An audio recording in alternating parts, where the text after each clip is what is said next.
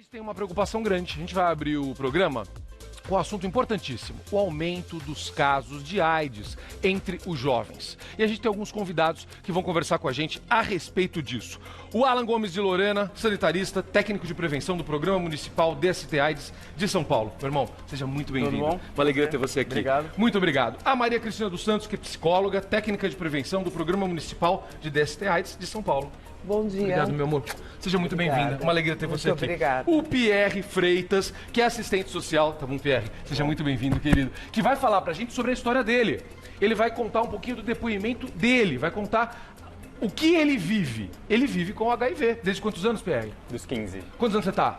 31. 31. Ele vai falar isso pra gente. Então ele vai dar o depoimento dele pra gente, como ele faz, quais são os medicamentos, o que aconteceu, que preocupação ele teve ou tem, se ele percebeu que as pessoas estão mais preocupadas ou não, porque é esse o nosso bate-papo, esse é o motivo do nosso bate-papo. A gente já sabe que é AIDS, a gente já sabe que é HIV.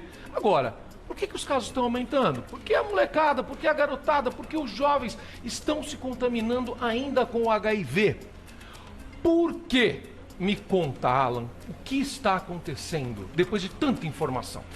Essa é uma questão muito importante, né, Zucatelli, porque uma das coisas que a gente tem feito em relação ao controle da epidemia aqui em São Paulo é justamente levar a informação para os jovens que mais precisam conhecer os métodos de prevenção, né? Hoje, atualmente, a gente não tem só a camisinha, porque a gente ficou sempre muito restrito à discussão da prevenção ao HIV, das infecções sexualmente transmissíveis, com a camisinha.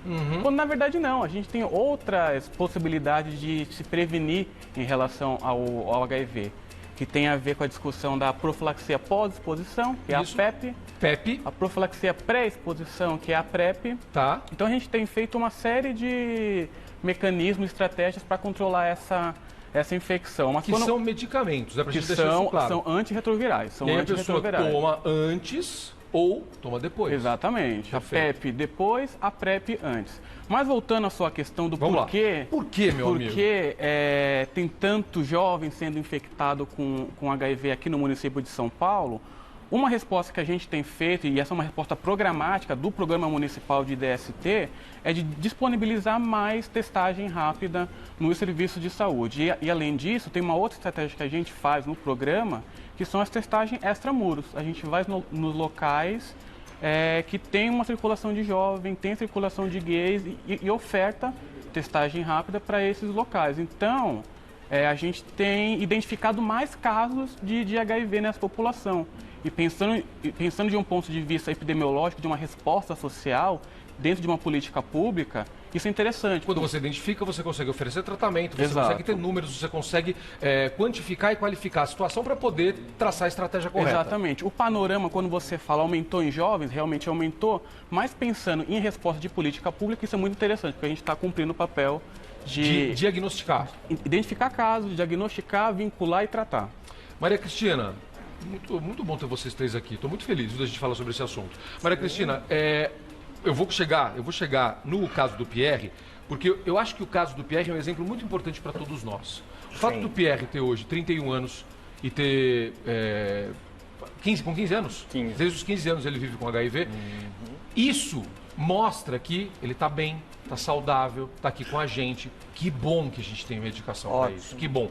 Mas tem uma outra história disso, que as pessoas ficaram muito tranquilas a partir da disponibilidade da medicação, de ter medicação e de ter tudo isso. Porque quando eu tenho 46 anos, então eu descobri a vida sexual com a AIDS existindo já. Sim. Então, eu cresci com medo da AIDS, eu cresci com medo do HIV, eu cresci sabendo que a camisinha era uma obrigação na relação sexual. Exatamente. Diferente do que acontece com a garotada, porque justamente porque você tem tratamento, porque as pessoas convivem com o HIV ou vivem com o HIV, a garotada por isso ficou mais tranquila e aí deu uma desencanada da camisinha? Não sei se eles desencanaram da camisinha ou é uma questão de acesso, Zucatelli. Você acha que, Essa questão... você acha que falta distribuição mesmo? Puxa, Ou falta informação? Será que Falta a gente informação. relaciona as campanhas? nós sempre estamos falando, né? Essa é uma grande oportunidade, é maravilhoso estar aqui. Obrigado. Você colocar essa pauta. Em 2014, nós fizemos uma pesquisa, a PECAP, aqui na cidade de São Paulo, e aí um dos resultados muito importantes nós observamos que 46% da população, em 2013, não teve acesso ao preservativo. É muita coisa. É muita coisa, é metade da população. E aí isso é uma questão de saúde pública. Mas, menina, isso não é distribuído em posto de saúde? Como é que é? Como é Era que é só hoje? distribuído nos postos de saúde, né? E aí nós pensamos, e a gestão agora do programa de DST-AIDS implementou, nós disponibilizamos o preservativo nos terminais de ônibus, nas linhas de metrô, bares, saunas, enfim, aonde as populações circulam. Isso é muito importante. Então, se é uma questão de acesso, ali está colocada. Vamos oferecer acesso. Vamos oferecer acesso e queremos ampliar muito. Mas, então você não atribui ao fato de hoje a gente não ter esta sensação, esta associação direta do positivo no HIV à morte, que era o que a gente tinha. Sim. Na minha época era isso, né? Quando surgiu. Quando a gente não tem essa associação imediata, você acha que isso não é um problema de informação? As pessoas não ficaram mais tranquilas? Você não atribui nesse sentido? Você acha que não acontece isso? Eu acho que tranquila, porque é essa questão, né? Como é que eu gerencio os riscos, né, na minha vida? E os jovens têm uma coisa de muito desafiar também, né, na vida. É isso que eu vejo. Né? A gente sempre pensa que, não, comigo não vai acontecer, né? A gente se acha um pouco especial nesse sentido, não é? Meio super-herói. Pode, claro, aqui é uma roda. Claro. Essa pauta aqui chama roda, viu? Só quero falar com o Pierre para não deixar ele sem falar aqui antes. Peraí, espera um pouquinho, não esquece, guarda. Você não vai esquecer? Não vou. Pierre, eu perguntei para eles antes, porque são os especialistas aqui, mas justamente para chegar em você. Se você, na sua época, quando você viu o exame ali positivo, você não achava que podia acontecer com você? Eu vou para além disso. Vai. Eu acho que as políticas públicas, de fato, têm que ser feitas como está sendo trabalhado nos últimos anos. Agora, não é só a política pública que vai resolver a problemática da epidemia entre jovens. Tá. Né? A gente tem uma questão que é estrutural, né? Que é uma questão machista, né? Estrutural, e que permeia dentro dessa infecção. Né? Para além disso, a gente tem uma questão de vulnerabilidade social, né? Da onde esses jovens estão inseridos, quem são esses jovens que estão sendo infectados, né?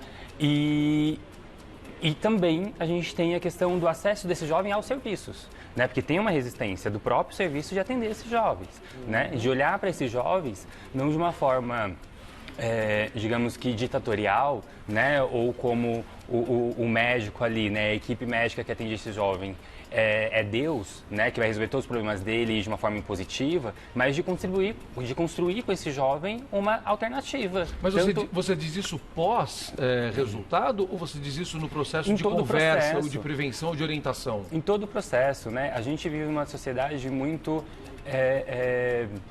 conservadora. A gente não fala sobre sexo em qualquer lugar. Né? A gente não fala sobre sexo em casa, por exemplo. Legal, chegamos num ponto bacana, né? Isso é importante. A gente não fala, por exemplo, a gente existe desde 2007, o PSE, que é um programa de saúde na escola, que não acontece por uma questão conservadora e religiosa. Né? Então, eu acho que a gente tem outras dificuldades para depois a gente pensar em como acessar esse jovem com essas tecnologias. Tá. Para além disso, a gente tem uma pesquisa de 2016 que aponta que 52% da população brasileira não usa camisinha. Né? Então, o que isso diz? 52% da população brasileira não usam camisinha, ou melhor, usam raramente a camisinha. Perfeito. Então, o que isso nos diz? Que não é só a camisinha que vai resolver o problema. Perfeito. Né? A gente tem 35 anos de epidemia de HIV e de AIDS, e que todo esse período o Estado, né, os entes governamentais, trabalharam sempre na pauta camisinha, camisinha, camisinha, e que os resultados nas pontas que não está dando certo. Mas por exemplo, né? esse Porque número... está tendo uma falta de diálogo. Tá, eu não tenho acesso a números do passado, mas pegando esse teu número, talvez você tenha. Hoje, 52% não usam. Mas há alguns anos, quando a gente tinha mais medo do HIV, esse número não era maior ou não? Então, mas aí a gente tem que pensar que não é a questão do medo que a gente resolve o problema. Lá no início da epidemia, todas as campanhas de prevenção eram focadas no medo. O que resultou hoje? E mais estigma, mais preconceito, mais exclusão.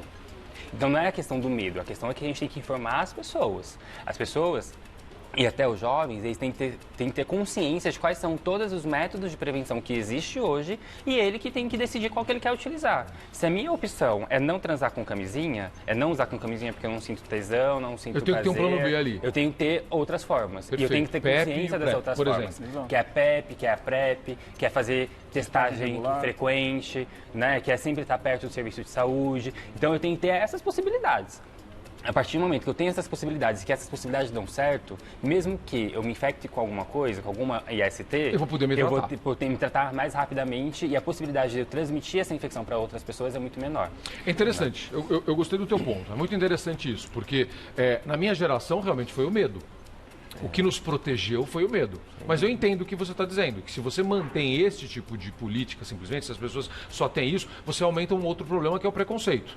Então, tô entendendo, tô gostando dessa conversa aqui, tá ficando muito bom esse bate-papo aqui. E aí eu queria tocar em outro ponto, né? A gente vive em uma cultura que não é o uso do preservativo, né? Desde quando surgiu a camisinha ela surgiu no contexto da prevenção da gravidez. Pronto, um método contraceptivo. Ponto. Advento do HIV, da AIDS, lá na década de 80, aí foi pensada na camisinha como forma de prevenção do HIV, né? Tá. A gente não falava das outras STs até então, a gente falava só do HIV, só da AIDS, que era, era o mais grande, assustadora. Que era o mais assustador. Eu tô batendo nessa tecla, me Ela desculpa, é mas é mais porque estou me colocando na mesma situação, entendeu? Então, assim, o que me protegeu foi o medo. Sim. Não, que seja, mas hoje o medo não dá certo. Não estou dizendo que vai dar certo isso, Não, mas hoje estou o dizendo medo que não dá funcionou certo. com a minha geração. E aí, assim, a gente teve todo esse processo histórico lá atrás, e hoje, o que entra na casa de todo mundo todo dia? As novelas. Quando tem dois atores lá, um ator e uma atriz lá transando na novela, suja a camisinha? Aparece camisinha na história? Não. Muito raro, muito raro. Não, muito raro não aparece. Eu particularmente nunca vi. Né? Pode ser que eu esteja equivocado, mas Não, eu particularmente nunca vi. eu acho que eu já vi em alguma cena ou outra, eu já vi algo assim. Mas talvez seja em filme ou em série, seria desonesto se eu falasse, mas eu já vi. Teve uma introdução da camisinha num telejornal focado para jovens, né? No horário específico que não é que pega a massa da população. Mas agora, em horários novos, você tem razão, não é normal. Não existe. E aí, como que eu, que tô lá, que admiro aquele ator ou aquela atriz, e que sigo, enfim, que sou fã, não vejo eles transando na novela, sem camisinha. Porque na minha prática sexual, na minha vida, eu tenho que usar. Legal esse ponto. Fala, Alan, agora eu vou deixar você falar. Desculpa, eu demorei para voltar em você. Não, porque... É que eu quero que todo mundo fale. Porque o que o Pierre estava falando, acho que é muito interessante para compreender um processo de mudança. Quando você fala, a minha geração viveu com medo do HIV. E foi mesmo, né? Década de 80, 90, né? Isso. Nem tinha antirretrovirais ainda disponível no Sistema Único de Saúde, nem tinha Sistema Único de Saúde década de 80. A gente só conseguiu implantar em 88 com a Constituição, em 90 com algumas leis estruturais, né? Para implantar o SUS. Mas o que eu quero dizer com isso, para falar a verdade... Me ajuda, vamos lá. A juventude, de certo modo, ela não passou pelo grande momento da epidemia, que foi a construção dela. E hoje... Tá certo. E isso é importante do porquê a juventude não consegue usar a camisinha, porque ela não viveu um processo muito intenso de algumas populações que foram mais afetadas pela epidemia de HIV, de AIDS. E hoje, essa mesma juventude não tem tanta percepção assim do que é mesmo um risco para o HIV, do que é eu me infectar com HIV. Hoje ela é uma doença controlada, tem o tratamento. Você pode fazer o tratamento como prevenção e virar uma pessoa que não transmite o vírus da HIV, que é o que a gente chama de indetectável igual intransmissível. E um outro ponto importante é justamente as campanhas. As campanhas precisam ser mais direcionadas para esse público. E tem que ter uma linguagem muito específica, muito do cotidiano daqueles jovens. Se a gente criar uma campanha, e as campanhas precisam estar adaptadas para esses contextos. Um jovem gay branco, que é diferente de um jovem gay preto. Ainda existe grupo de risco? A gente usa isso ainda? Não. Todas as pessoas são vulneráveis, né? Não se usa mais esse termo. Acho que a gente pode pensar em populações que têm uma maior vulnerabilidade para infecção. Tá, que é o que antigamente a gente chamaria, o que a gente chamaria antigamente de grupo de risco ou não? É que não necessariamente, porque o grupo de risco está muito focado em uma população só, que aquela população ali é onde tem todo o problema. Perfeito. Quando a gente pensa na questão de populações que têm uma maior vulnerabilidade, a gente está pensando em populações que têm várias questões, para além das práticas sexuais, né? A gente analisa também uma questão social, uma questão de território, várias outras questões junto que coloca essa pessoa, né, em uma situação de maior vulnerabilidade para a infecção. Tá. Vocês citaram aqui algumas coisas e que me chamam a atenção. Por exemplo, onde tem mais hoje? Onde as pessoas estão sendo mais infectadas?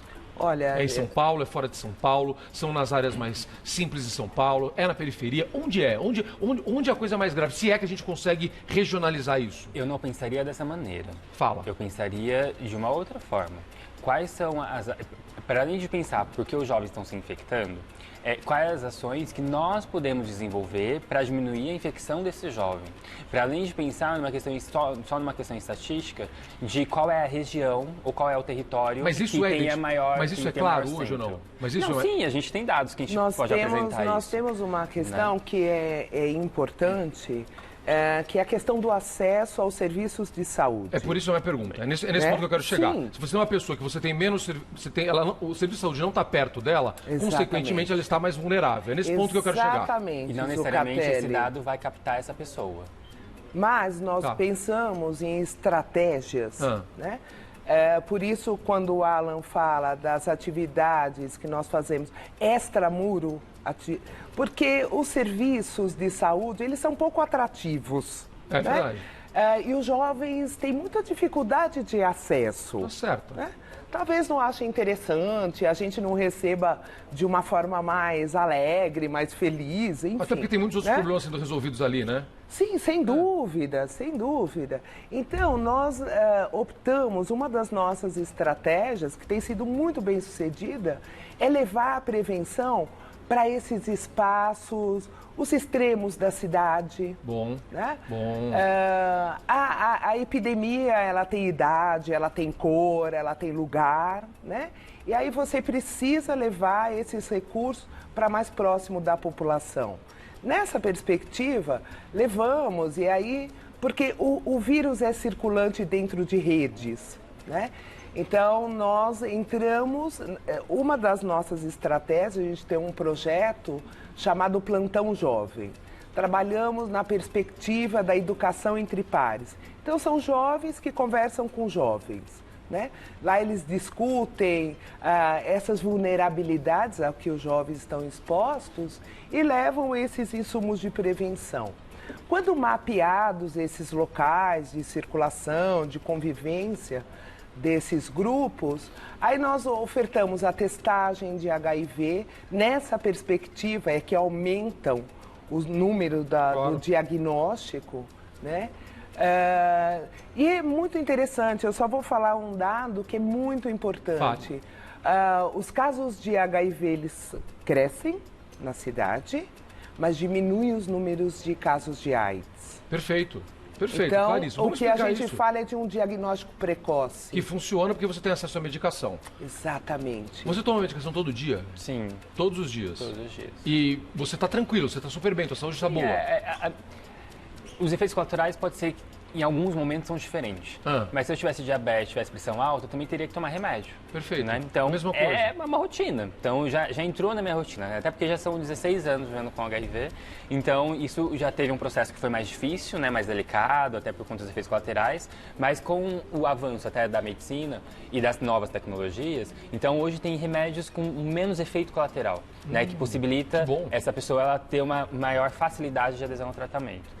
Então, eu tenho que tomar todo dia. E que é para além do remédio, na verdade, né? Porque quando a gente pensa em uma qualidade de vida, para toda a população, em especial para quem vive com HIV, a gente tem que pensar também em qual é a alimentação que a gente está comendo, né? Se a gente está fazendo exercício físico ou não. Então, a gente acaba observando a nossa saúde de outras formas, com outros olhares, até mais atento, né? Porque eu antigamente, hoje nem tanto, mas antigamente, quando eu tinha uma dor no dedão do pé, eu já corria para o médico e falava, eu tô com dor no dedão do pé, deve ser por conta do HIV, né? Então, eu ficava muito mais atento. Hoje não, porque já conheço um pouco mais...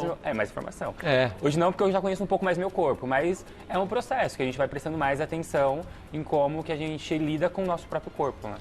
Alan, a gente está falando aqui, falando muito dos jovens, a gente sabe que tem um problema sério também entre os mais idosos, e aí é o efeito do Viagra e dos outros medicamentos.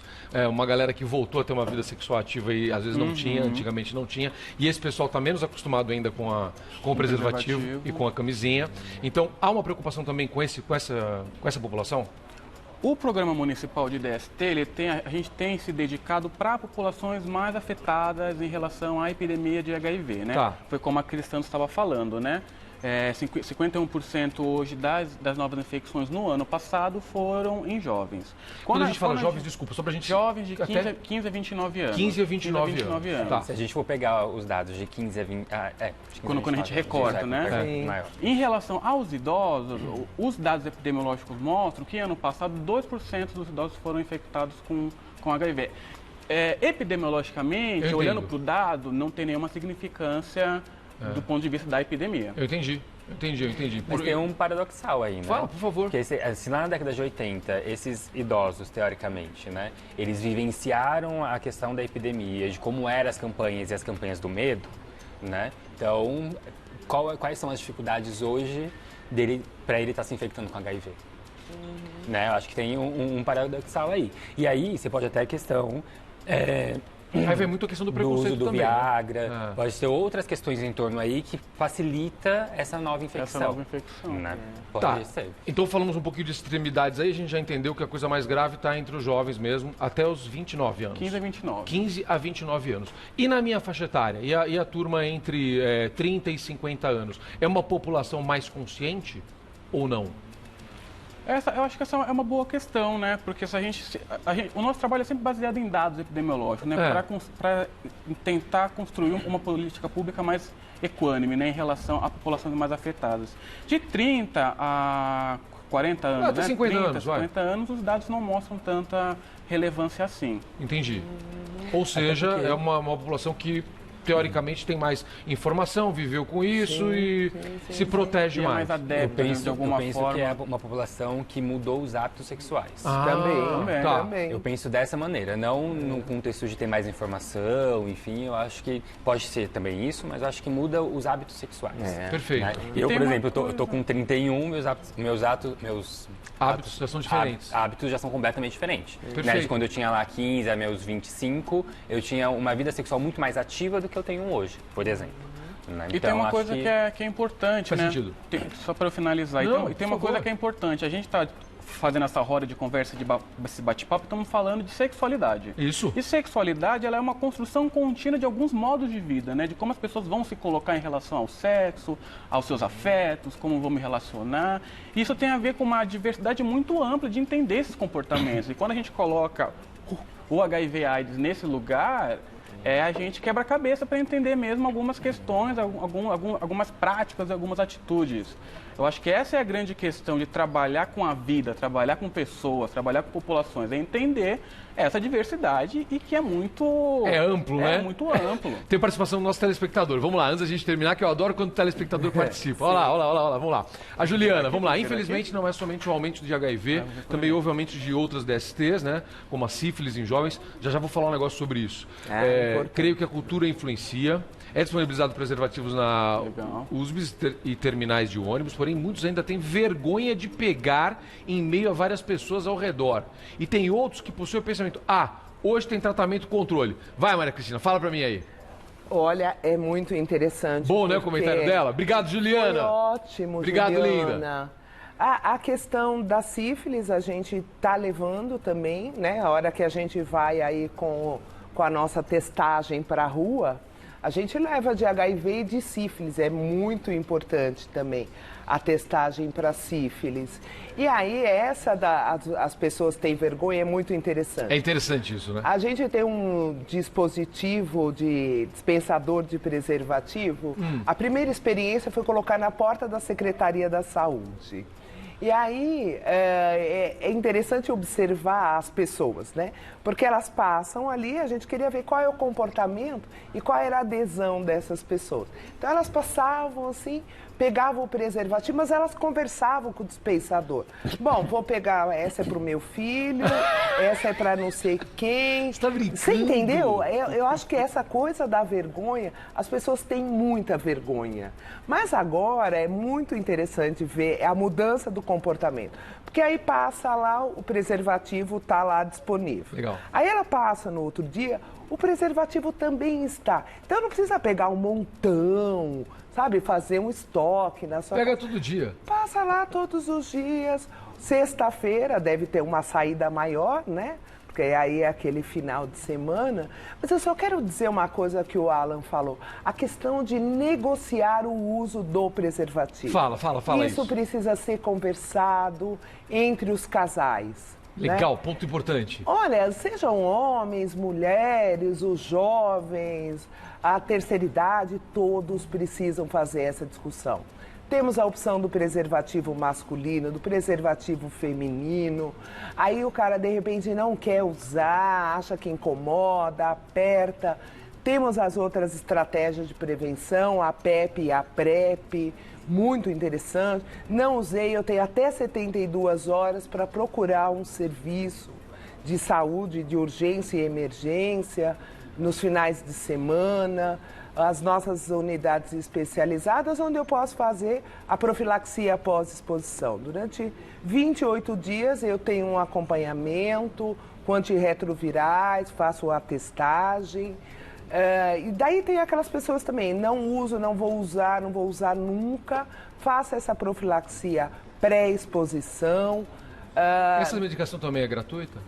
Todas disponíveis, todas dentro do SUS. Gente, pelo amor de Deus, a gente tem que ganhar essa batalha. Bacana, não não é? Tem muita coisa aqui. Olha, a gente abriu espaço para bater papo, para conversar aqui. Olha que legal isso. A sua participação é fundamental. O mais importante, a gente tem que se conscientizar, tem que espalhar isso. Ó, esse programa vai estar disponível a partir das 6 horas da tarde no YouTube. Vamos espalhar isso. Manda para todo mundo, entendeu? Pega o link, copia lá no Diazuca e manda pra galera, espalha, coloca nos seus grupos de WhatsApp. Tanta informação, 3 pessoas que trouxeram tanta informação pra você. Vamos divulgar isso, vamos avançar esse jogo, vamos ganhar essa batalha.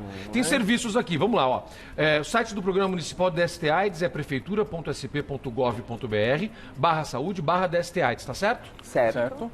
Aí tem as redes sociais, vamos lá, no Facebook, no Twitter, no Instagram, é sempre Programa DST-AIDS, tá certo? Certo. Mais alguma rede que vocês querem chamar a atenção, que vale a pena? Na verdade, eu queria, antes de falar da rede, eu poderia fazer 2 comentários. Você pode tudo. Super rápidos. Vai lá. Eu acho que, primeiro, pegando um pouquinho do gancho do que o Alan trouxe, quando a gente fala de sexo, a gente fala de prazeres, de desejos, de tesão. Né? A gente não olha o outro indivíduo como possibilidade de ter alguma infecção que pode me transmitir. Então, acho que a gente tem que desmistificar um pouquinho isso, a questão da sexualidade, né? E falar mais abertamente, enfim. Como estamos fazendo. Como estamos fazendo. Ao meio-dia. E tomara que seja mais vezes também. E no campo da negociação, que a Cris trouxe. Né? A gente vive numa sociedade machista e que em muitos momentos a gente não consegue fazer essa negociação. Né? Em especial entre mulheres que são casadas. Né? Porque o marido pega geral, fora da relação, né? Teoricamente é uma relação monogâmica e na hora da relação entre os dois não usam camisinha. E aí essa mulher também não consegue colocar essa camisinha ali em xeque ou fazer essa negociação. Eu acho que a negociação ela é importante, ela é necessária, mas infelizmente nem em todos os casos a gente consegue fazer isso por conta que a gente também precisa discutir, e muito mais ainda, sobre o machismo estrutural que está na nossa sociedade, né? Pegando o gancho sobre os serviços, eu trabalho numa instituição chamada Koinonia. A gente tem um projeto... Como chama, desculpa? Koinonia. Tá. Presença ecumênica. A gente tem um projeto focado em jovens, né? Que é financiado pelo programa municipal. Que legal. E que vai para as periferias da cidade, que a gente faz justamente essa discussão sobre a questão do machismo, dos direitos humanos, do acesso dessa galera ao serviço de saúde e incentivar o diagnóstico precoce. E aí a gente tem uma página no Facebook que é @JuventudesDH. Juventudes DH. Isso. E legal. aí lá a gente fala de uma forma descontraída sobre essas questões. Não só sobre sexo, né? A gente fala tudo que permeia ali a vivência do ser jovem. Gente, eu só posso agradecer, que bate-papo bacana. Vocês foram maravilhosos aqui. Alegria de receber o Alan Gomes de Lorena, a Maria Cristina dos Santos e o Pierre Freitas. Vocês ajudaram muita gente hoje, como sempre fazem, eu tenho certeza absoluta. Foi uma alegria. Muito obrigado. Muito obrigado. Muito obrigado. Estão convidados a voltar. A gente volta. Faremos outros papos desse tipo. Vamos.